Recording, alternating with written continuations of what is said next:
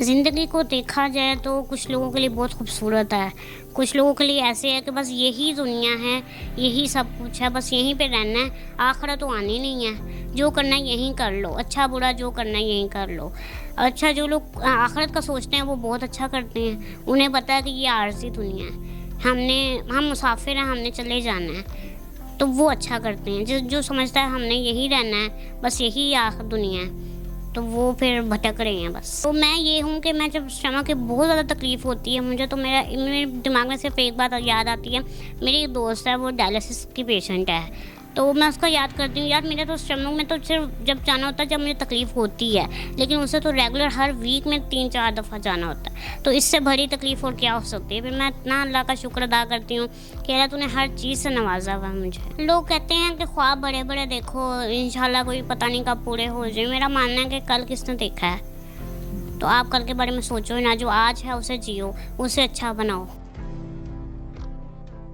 अस्सलाम वालेकुम नाज़रीन, पानी वर्ल्ड न्यूज़ के साथ मैं हूं आपका मेज़बान अदनान खान। नाज़रीन, आज आपकी मुलाकात कराने जा रहा हूं 25 साला ज़ारा याकूब से, जो कि 2 फुट कद की मालिक हैं, लेकिन इनकी बातें ऐसी हैं कि बड़े बड़े सुनकर हैरान रह जाते हैं। ये मोटिवेशनल स्पीकर भी है, इन्फ्लुएंसर भी है और साथ साथ टिकटॉक पे वीडियोज़ भी बनाती है जहाँ पे लोगों को मोटिवेट भी करती हैं।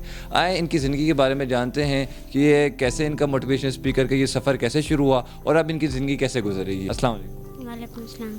ज़ारा, कैसी हैं आप? शुक्र अल्लाह पाक का। मुझे ये बताइएगा कि 2 फुट कद मतलब ये कब से आपके साथ ऐसा है? बाय बर्थ हूँ मैं, तो मेरी बोन्स वीक हैं जिसकी वजह से ग्रोथ नहीं हो सकी, क्योंकि कैल्शियम की कमी मुझ में रही, तो उसकी वजह से बोन्स मेरी बढ़ नहीं सकी। सिर्फ आपके साथ इशू था या बाकी भाइयों के साथ भी था आपके? नहीं, ये मेरे साथ ही, मैं बाय बर्थ हूँ ना, तो जी, हो गया। मुझे बताइएगा कि आपकी एजुकेशन कितनी है? मैंने 8 तक स्टडी की है, उससे पहले मैंने 2 बार कुरान पाक नाज़रा पढ़ा है।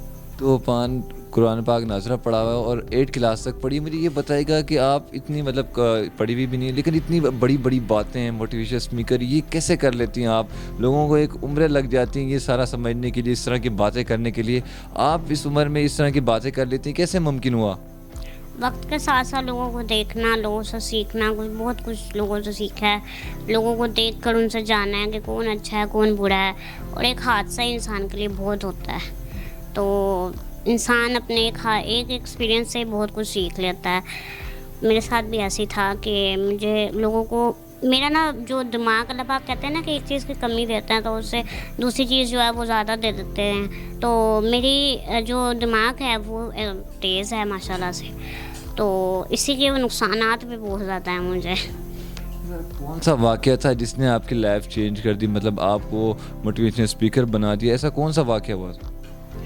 ऐसा तो सच कुछ नहीं था। मैं स्टमक पेशेंट हूँ, तो करते करते मुझे ना डॉक्टर ने कह दिया कि न्यूरो को दिखा दें।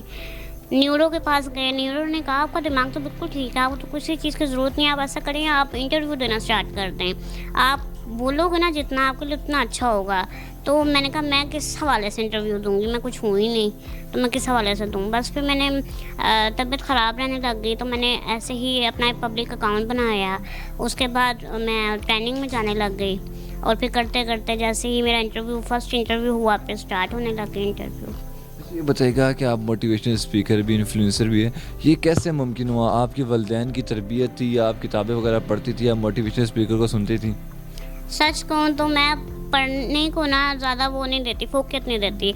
मैं जो पढ़ के जो बोलती हूँ ना, मुझे कभी ज़हन में रहता ही नहीं है। स्पीच मुझे आज तक नहीं याद रही। मैंने जो भी मुझे कहता ना ये पढ़ के बोल दो, वीडियो बनानी या प्रमोशन करनी किसी चीज़ की, तो वो कर दो, मुझे नहीं आता। मैं खुद से जो बोलती हूँ वो मुझे याद रहता है और वही बोल पाती हूँ। मतलब वो शेर अल्लामा इकबाल का आपने सच कर दिखाया, अगर पढ़ने को तुझे कुछ ना मिले तो लोगों के चेहरे पे लिखे अनवान पढ़ा कर। बिल्कुल ऐसा ही है, लोगों के चेहरे भी और लोगों के लहजे भी बता देते हैं।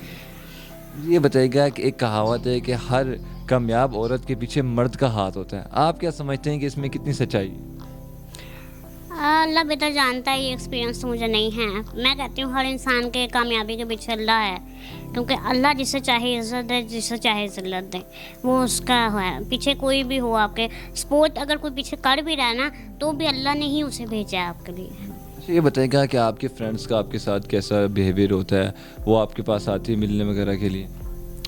फ्रेंड्स जब तक छोटी थी तब तक बहुत ज़्यादा थे, और जैसे जैसे बड़े होते गए उनके भी काम, ज़ाहिर सी बात है, उनकी लाइफ अपनी थी तो वो आगे बढ़ गए लाइफ में।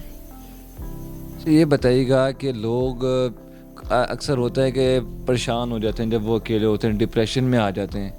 तो क्या वजह है कि यार लोग जब अकेले होते हैं तो वो खुद अपने कहते हैं कि तन्हाई सबसे बेहतरीन साथी होती है आपकी, तो अपने आप के बजाय लोगों को क्यों इतनी फोकस देते हैं? हाँ, मैं भी इंसान हूँ, इस चीज़ को तो मैं खुद भी एग्री करती हूँ कि मैं खुद भी हम वो नहीं हैं जो हम टीवी के कैमरे के सामने हम चंद सेकंड के लिए अपने आप को दिखा देते हैं कि हम बहुत ज़्यादा मोटिवेट मतलब पॉजिटिव हैं, लेकिन हम उतने होते नहीं हैं। लेकिन हमने अपने आप को पॉजिटिव रखना होता है, इसलिए क्योंकि हमें जो देख रहा है ना वो कहीं ना कहीं हिम्मत हार के बैठा हुआ है और उसकी जो हिम्मत है वो हमें देख के शायद वो बहाल हो जाए। तो मैं ये हूँ कि मैं जब स्टमक की बहुत ज़्यादा तकलीफ़ होती है मुझे, तो मेरे दिमाग में सिर्फ एक बात याद आती है। मेरी एक दोस्त है, वो डायलिसिस की पेशेंट है, तो मैं उसको याद करती हूँ, यार मेरा तो स्टमक में तो सिर्फ जब जाना होता है जब मुझे तकलीफ़ होती है, लेकिन उसे तो रेगुलर हर वीक में 3-4 दफ़ा जाना होता है। तो इससे बड़ी तकलीफ़ और क्या हो सकती है। फिर मैं इतना अल्लाह का शुक्र अदा करती हूँ कि अल्लाह तूने हर चीज़ से नवाजा हुआ है मुझे। अच्छा, वो लोग जो मतलब स्पेशल पर्सन होते हैं आपकी तरह, लेकिन वो डिप्रेस हो जाते हैं, डिप्रेशन का शिकार हो जाते हैं, आप उनको क्या कहना चाहेंगे कि यार डिप्रेशन कैसे दूर कर सकते हैं वो अपना? हर इंसान की देखिए ना लाइफ जीने का तरीका अलग अलग है, हर इंसान का माहौल अलग है। कुछ ऐसे माहौल में पले बड़े होते हैं हमारी तरह ही हैं डिफरेंटेबल, लेकिन उनका माहौल ऐसा होता है कि वो बहुत मुश्किल से अपनी लाइफ को आगे मतलब सर्वाइव कर रहे होते हैं। तो उनके लिए तो मैं कहूँगी कि उनके लिए कुछ नहीं कर सकते जब तक उनके अपने साथ नहीं देंगे ना, तो वो खुद कुछ नहीं कर सकते। हाँ, कुछ ऐसे लोग हैं जो माशाल्लाह से कि वो इस पे बैठ कर भी ना व्हीलचेयर पे वो फिर भी आगे बढ़ते हैं, क्योंकि उनके पीछे सपोर्ट करने वाले बहुत ज़्यादा होते हैं। अच्छा, ये बताइएगा कि आपकी अभी कोई कौन सी ऐसी ख्वाहिश जो आप कहती हैं यार ये मेरी ख्वाहिश मैं चाहती हूँ कि मेरी ज़िंदगी में पूरी हो? मैंने अल्लाह का घर देखना है। मेरी आखिरी ख्वाहिश ये है कि मरने से पहले एक बार अल्लाह का घर देख लूँ। और मुस्तकबिल में क्या ख्वाहिशात है, क्या बनना चाहती हैं, कोई ख्वाब वगैरह आपके? लोग कहते हैं कि ख्वाब बड़े बड़े देखो, इंशाल्लाह कोई पता नहीं कब पूरे हो जाए। मेरा मानना है कि कल किसने देखा है, तो आप कल के बारे में सोचो ही ना। जो आज है उसे जियो, उसे अच्छा बनाओ। कल तो आपने देखा ही नहीं, आपको पता ही नहीं कल क्या होने वाला है। हम इतना कुछ सामान जमा कर लेते हैं, हम ये करेंगे, हम वो करेंगे। और मैंने ऐसे देखा है, अपने साथ भी देखा है कि मैंने जब छोटी सी मेरा टीनेज थी, तो मैंने अपनी बर्थडे के लिए या ईद वगैरह के लिए कपड़े अरेंज कर लेती थी, लेके रख लेती थी, और मैं एंड टाइम पे बीमार होकर बैठ जाती थी। वो कपड़े पहनना नसीब नहीं होते थे मुझे। इसलिए मैंने उस चीज़ से सीखा है कि ना, आपने अगले कल का नहीं सोचना, अपने आज को बेहतर बनाओ। अच्छा, उन लोगों को क्या कहना चाहेंगी जो मतलब कि करना चाहते हैं कि हम बहुत कुछ करना चाहते हैं, लेकिन उनको एक फेलियर आते ही वो रुक जाते हैं और डिप्रेशन का शिकार हो जाते हैं, यार अब मुझे फेलियर आएगा, मैं आगे कैसे बढ़ सकूंगा? उनको लोग क्या मैसेज देना चाहेंगी कि भाई रुकना नहीं है, आप करते रहें, इंशाल्लाह कामयाबी आपको मिलेगी? देखें, हार जीत तो हर चीज़ में चलती है। आप हारते भी हो, जीतते भी हो। आपने हार के अगर ख़ुद को ये तस्लीम कर लेना कि आप जीत नहीं पाओगे, आप दोबारा करोगे तो जीत नहीं पाओगे, दोबारा हार जाओगे, तो ये आपकी बहुत बड़ी गलतफहमी है। कि अल्लाह पाक ने कहा है कि जब तक आखिरी सांस है तब तक हार नहीं माननी। तो आपने आगे बढ़ते रहना है, आपने रुकना नहीं है। अगर आप रुक गए तो आप हार जाओगे और ज़िंदगी से भी हार जाओगे आप। जी बताएं कि आपने अपनी लाइफ से क्या सीखा, क्या समझ आया कि ये ज़िंदगी है क्या? ज़िंदगी को देखा जाए तो कुछ लोगों के लिए बहुत खूबसूरत है, कुछ लोगों के लिए ऐसे है कि बस यही दुनिया है, यही सब कुछ है, बस यहीं पे रहना है, आखिरत तो आनी नहीं है। जो करना है यहीं कर लो, अच्छा बुरा जो करना है यहीं कर लो। अच्छा, जो लोग आखिरत का सोचते हैं वो बहुत अच्छा करते हैं, उन्हें पता है कि ये आरज़ी दुनिया है, हम मुसाफिर हैं, हमने चले जाना है, तो वो अच्छा करते हैं। जो समझता है हमने यही रहना है, बस यही आखिर दुनिया है, तो वो फिर भटक रहे हैं बस। अच्छा, आप वो किस बात पे सबसे ज़्यादा पुख्ता यकीन है कि यार ये बात, इस पे मुझे सबसे ज़्यादा पुख्ता यकीन है, अपनी लाइफ पे मैंने ये बात पे ज़्यादा कॉन्सेंट्रेट किया? अल्लाह की ज़ात पे। मैं जो भी काम होता है ना, चाहे वो मैंने बहुत अच्छे तरीके से किया हो पर वो नहीं हुआ हो, तब भी मैं कहती हूँ अल्लाह तेरी रज़ा थी इसमें।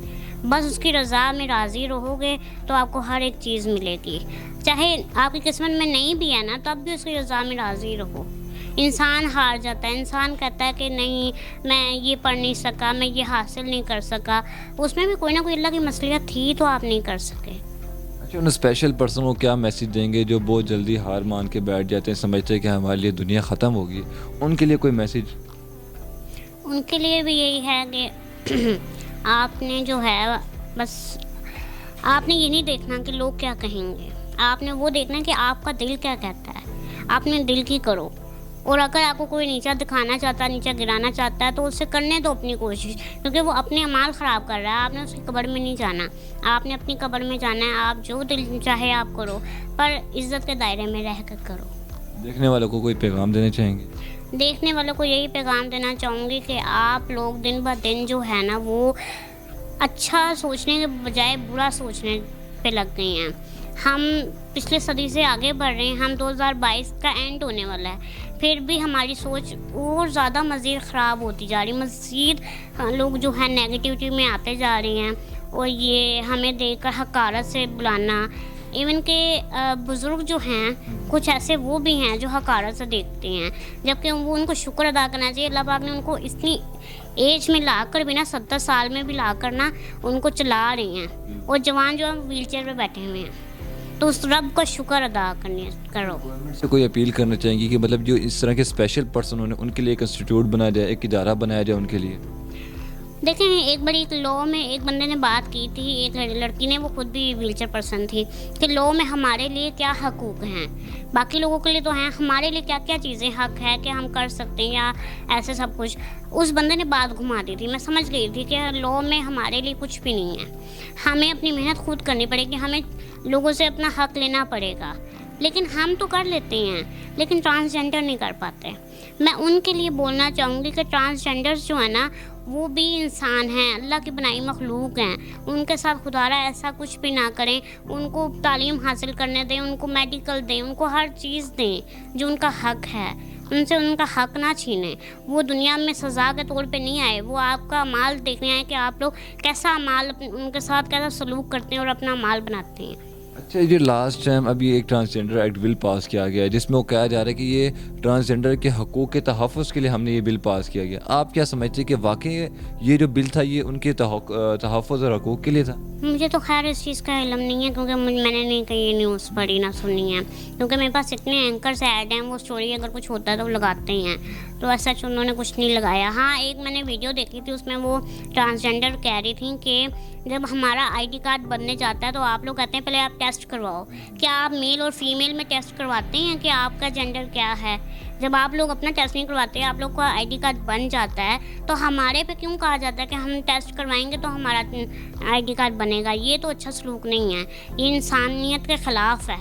ये चीज़ को बंद कर दिया जाए, क्योंकि इस्लाम से हट कर है ये चीज़। ये गैर मुस्लिम भी ना, हम जो अपने लोग हैं उनके साथ वो सलूक करते हैं जो इस्लाम ने कहा है, हम लोग वो सलूक करते हैं जो इस्लाम ने नहीं कहा हुआ।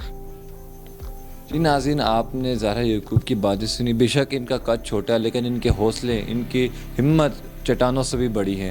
इनका यही कहना था कि हमारे लिए इदारे कायम किए जाए जहां हम लोग खुशहाल ज़िंदगी बसर कर सकें, और ख़ास तौर पर ट्रांसजेंडर के हकूक़ के लिए, उनके हकूक़ के लिए लॉ पास किया जाए, जिसके ज़रिए वो खुशहाल ज़िंदगी गुजार सकें। इस तरह के मज़ीद प्रोग्राम आपकी खिदमत में लाते रहेंगे। तब तक के लिए इजाज़त दीजिए। अल्लाह निगहबान।